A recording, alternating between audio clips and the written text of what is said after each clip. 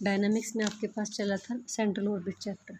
इसमें हमारे पास आती है डेफिनेशन, वेलोसिटी फ्रॉम इन्फिनिटी तक velocity when a particle moves under a central force.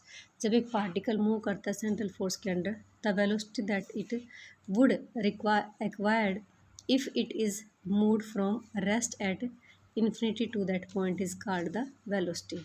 जब कोई पार्टिकल सेंट्रल फोर्स के अलोंग अंडर मूव करता है तो जो वेलोसिटी होती है जो रिक्वायर्ड वेलोसिटी होती है, अगर वो मूव करता है कहाँ से, रेस्ट पोजीशन से इन्फिनिटी तक, ठीक है, तो वो उसकी क्या कहलाएगी, रिक्वायर्ड वेलोसिटी कहलाएगी। Okay, when a particle move under a central force, कोई पार्टिकल सेंट्रल फोर्स के अंडर मूवमेंट करता है, velocity that it would acquired, कि उस टाइम उसको जो भी वेलोसिटी की रिक्वायरमेंट थी, if it is move from rest at infinity, की ये रेस्ट पोजीशन से अप टू इन्फिनिटी तक जा रहा है, to that point is called velocity.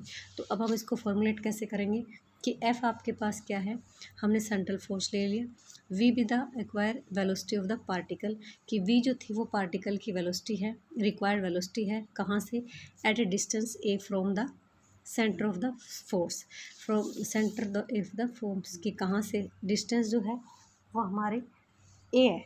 Okay, और from the centre of the force से किसी पार्टिकल की जो वेलोसिटी है, जो पार्टिकल है वो सेंटर ऑफ द फोर्स से कितना अपार्ट है, ए है, तो उससे जो वेलोसिटी है उसकी रिक्वायर्ड जो वेलोसिटी उसको हमने क्या कंसिडर किया, कैपिटल वी किया है।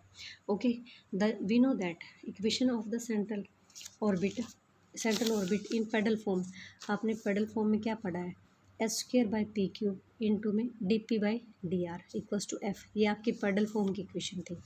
ठीक है, हमने वेरिएबल सेपरेट किए, p की एक तरफ कर लिए और r के एक तरफ कर लिए। ठीक है, उसके बाद दोनों तरफ क्या किया, इंटीग्रेट किया।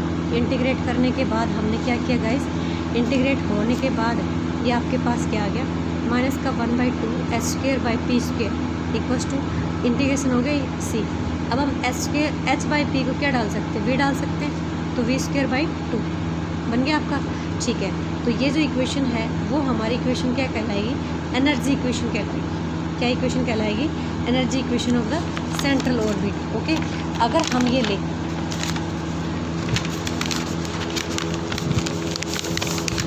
Since the particle start from rest at infinity, तो so the velocity at r is equal to a। अगर आपका पार्टिकल स्टार्ट हुआ रेस्ट से और अप टू इन्फिनिटी तक जा रहा है तो v उसकी क्या है, वेलोसिटी है।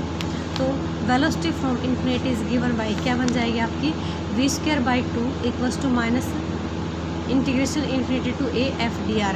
तो ये जो है ये इन्फिनिटी, जो वेलोसिटी फ्रॉम इन्फिनिटी का क्या है आपका फॉर्मूला है। Okay, thank you.